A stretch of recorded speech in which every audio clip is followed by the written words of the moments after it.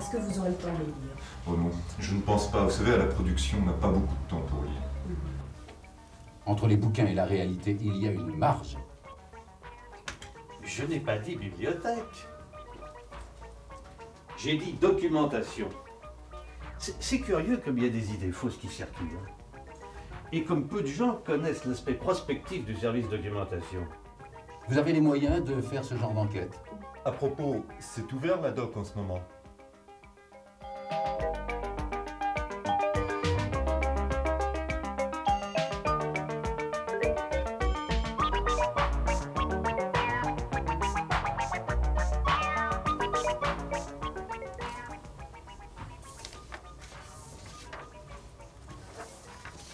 Tiens, vous participez aussi à la réunion? Oui, ça vous étonne? Bah, nous n'avons pas souvent la chance de vous compter parmi nous. Ah.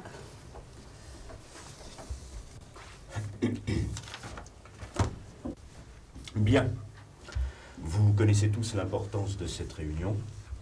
Vous savez que nous vivons dans un environnement qui évolue très vite et que nous devons nous adapter de manière tout à fait impérative aux besoins du développement régional. C'est ce que nous avons toujours fait, du moins dans mon secteur. Dans le tertiaire aussi. Les changements actuels exigent une plus grande technicité du personnel. Nos formations sont sans cesse actualisées. Oui, c'est vrai, je sais bien. Mais si l'on regarde simplement notre région, qu'est-ce que l'on observe? L'emploi industriel se développe très vite. Et surtout, la conversion industrielle s'accélère. Alors la question qui se pose, c'est de savoir si nous sommes prêts à répondre aux entreprises et surtout à leurs besoins en personnel qualifié. Est-ce que nous devons supprimer certaines de nos formations? Est-ce que nous devons en créer d'autres? Si oui, lesquelles? Je vous donne un exemple tout simple. Est-ce que nous devons former plus de techniciens que d'ouvriers qualifiés? Non, ce qui est sûr, c'est que le développement de notre région réside dans la capacité des gens à se former, à entreprendre, à innover. Notre dispositif doit mettre en valeur les ressources humaines.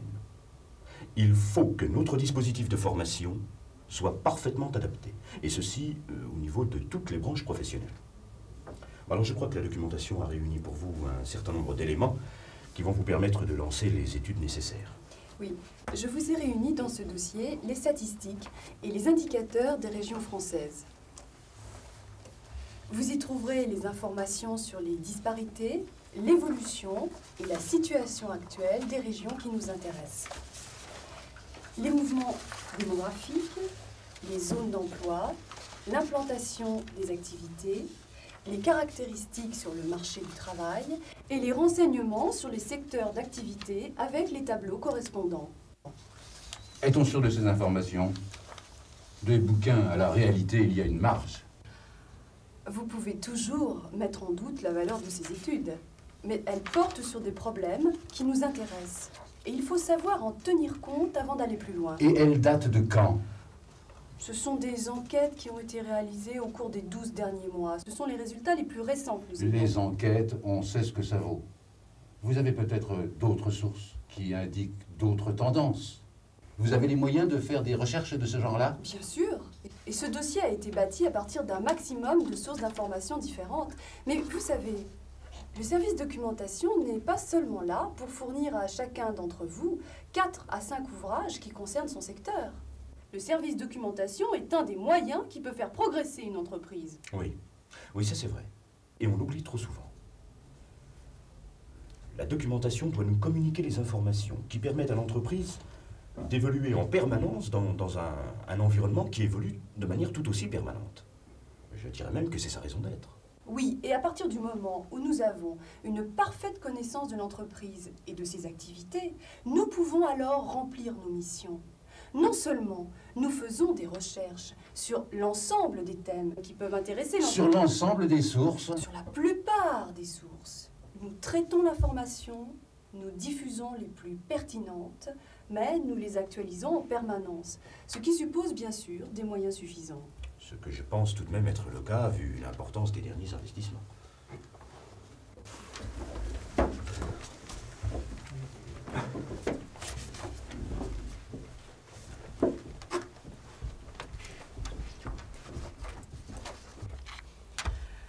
Nous venons de voir quelles sont les finalités et les missions d'un service de documentation. Vous êtes documentaliste. Quel est l'intérêt d'un tel service pour une entreprise, en général? Pour toute entreprise, l'information est un moyen d'action, une aide à la décision. Toute entreprise qui fonctionne bien a une politique d'information. La documentation est un lieu de recherche, d'échange, de dialogue, de confrontation d'idées. S'informer, c'est faire des choix pertinents, c'est pouvoir agir. Et ne pas s'informer. C'est perdre du temps et de l'argent. Pourtant, les services de documentation sont souvent accusés de coûter trop cher. Un service de documentation est un investissement en qualité à long terme. Et quand il n'existe pas, il y a gâchis financier. Vous voulez dire que chacun achète sans se soucier des autres? Qu'un ouvrage soit acheté 4 ou 5 fois de trop, ce n'est pas encore très grave. Mais prenons par exemple la recherche d'informations. Et certains cadres y consacrent jusqu'à 80% de leur temps, et chiffré par rapport au salaire. Et dites-moi, où est l'intérêt de l'entreprise? D'autre part, avec un service documentation, vous accédez à des informations qui, sans cela, vous serez resté parfaitement inconnu. Il est donc indispensable de gérer l'information. Absolument. L'information est une matière première, indispensable au développement, voire à la survie d'une entreprise. C'est une matière première variée, abondante, et un documentaliste ou une documentaliste est une gestionnaire de l'information. Le service de documentation joue donc un rôle de médiateur. Mais quelle fonction exerce-t-il? Il exerce 3 grandes fonctions. Une fonction gestion, bien sûr, pour être capable de remplir ses missions en parfaite adéquation avec les besoins de l'entreprise. Une fonction technique pour actualiser en permanence le fonds documentaire et offrir aux utilisateurs les services qu'ils attendent. Et enfin, une fonction de formation. Cet aspect se développe de plus en plus. Les lieux de formation se diversifient, l'entreprise en devient un.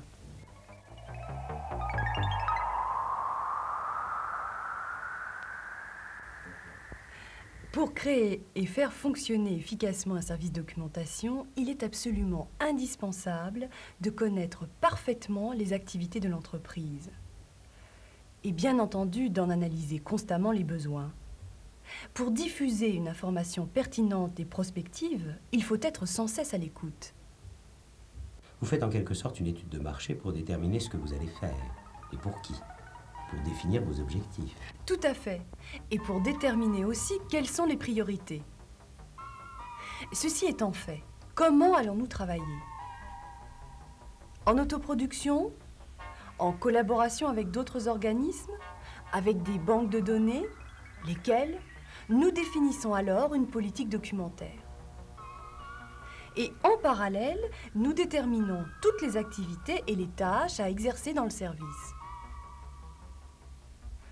Ce qui nous permet de définir les moyens nécessaires. Les outils documentaires mis au point, dotés du personnel compétent, des équipements, des budgets de fonctionnement et d'investissement adaptés, le service peut entrer alors dans sa phase de mise en œuvre, chacun ayant été informé de son organisation et des quelques contraintes qui en découlent. Mais dès sa création, le service documentation a mis en place un système d'évaluation globale et permanente. Savoir quelle est la fréquentation du service, l'évolution des prestations. C'est important bien sûr, mais il est bien plus important de savoir quelle est l'évolution réelle des besoins en fonction des activités de l'entreprise et surtout de vérifier la cohérence entre les objectifs déclarés et ce qui a été effectivement réalisé.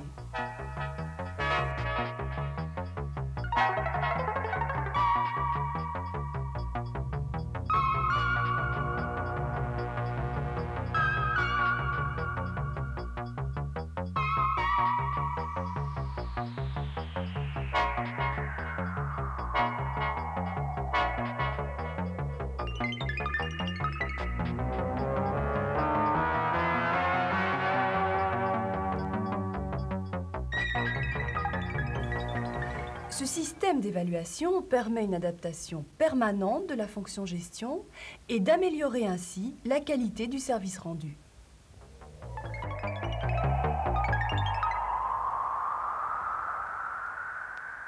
La fonction technique est-elle aussi importante que la gestion? C'est différent. La documentation est un service fonctionnel intégré dans un réseau de communication. Ce service diffuse des informations à ses demandeurs, crée des produits documentaires suivant leur profil, ou les aide directement dans leur recherche d'informations ou indirectement en rédigeant des textes de formation à la documentation. Pour que ces prestations puissent être rendues efficacement, il est nécessaire de créer une mémoire collective qui sera une interface entre l'information et les demandes des utilisateurs. Et cette mémoire doit être actualisée. Oui, et enrichie en permanence. Exercer la fonction technique, c'est réaliser constamment l'ensemble des opérations de la chaîne documentaire. En quoi consiste exactement cette chaîne? Alors, la chaîne documentaire, c'est d'abord collecter les sources adaptées aux besoins. C'est ensuite faire les acquisitions. Lorsque les documents arrivent, ils sont immédiatement enregistrés et catalogués. Une fiche descriptive est établie pour chaque document entré.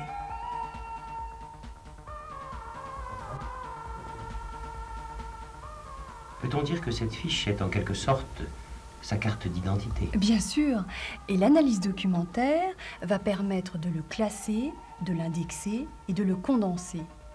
Chaque fiche de signalisation va donc comporter une cote en fonction du sujet principal et du plan de classement, des renseignements catalographiques, auteur, titre, éditeur, et des mots-clés repérés lors d'une lecture rapide et qui correspondent aux différents contenus.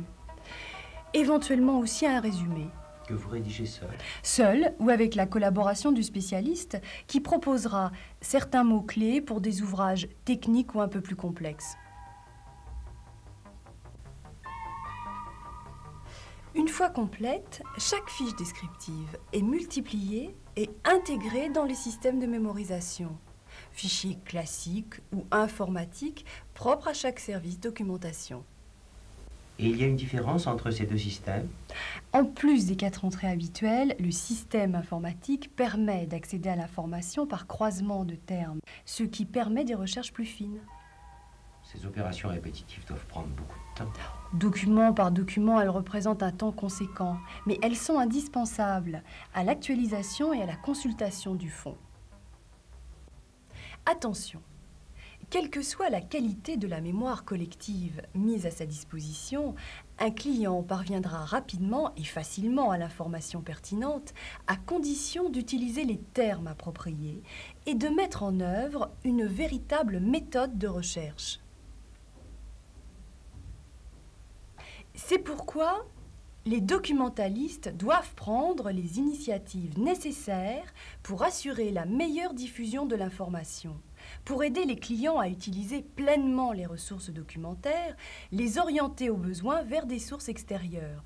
Et c'est également à elles d'assurer le marketing du service. Par ailleurs, la documentaliste participe activement au réseau de communication et d'information de l'entreprise. Elle collabore à des actions de relations publiques, d'élaboration de journal d'entreprise, elle organise des expositions ou bien encore elle anime des ateliers de lecture, de raisonnement logique.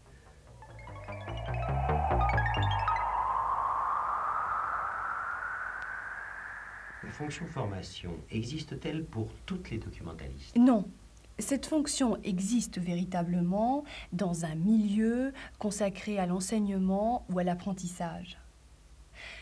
Dans une entreprise industrielle ou commerciale, la documentaliste a essentiellement une fonction de recherche, de diffusion, de prospective. Mais si cette entreprise se fixe comme objectif l'autonomie de son personnel dans la recherche d'informations, alors la documentaliste aura à exercer cette troisième fonction. À quel niveau? À différents niveaux. Sensibilisation, initiation ou formation suivant l'entreprise. Et pour vous qui êtes documentaliste dans un organisme de formation? Dans un organisme de formation, la documentation est par excellence un lieu de formation. Mais les documentalistes peuvent occasionnellement intervenir dans des stages. Tout comme aujourd'hui où nous réfléchissons sur la fonction information-documentation. Vous êtes formateur, les méthodes pédagogiques changent, vos stagiaires doivent devenir capables de s'auto-documenter. C'est bien dans ce but que nous leur faisons visiter la documentation et que d'ailleurs nous vous demandons d'en expliquer le fonctionnement. Bien sûr, mais il faut d'abord leur donner une méthode, exercer auprès d'eux une assistance conseil et surtout les motiver à la recherche d'informations dans leur métier. Quelqu'un qui acquiert cet état d'esprit bénéficiera d'un plus dans sa vie professionnelle et aussi dans sa vie quotidienne. Je crois que la plupart d'entre vous doivent participer à la mise en place d'un centre de ressources. On entend beaucoup parler de centre de ressources. C'est plutôt nouveau comme idée, cela. Qu'est-ce que c'est exactement? Un centre de ressources est un lieu qui s'intègre dans un système d'individualisation de la formation. Le stagiaire y trouve des ressources présélectionnées par rapport à des objectifs de formation et sur des thèmes donnés. C'est une organisation dans le temps et dans l'espace d'un ensemble de ressources matérielles et humaines qui permettent à chacun de participer à la gestion de sa formation, d'en prendre en charge une partie et de choisir, chaque fois que c'est possible, le moyen d'apprentissage qui lui convient le mieux en étant conseillé, orienté par un enseignant, par un tuteur.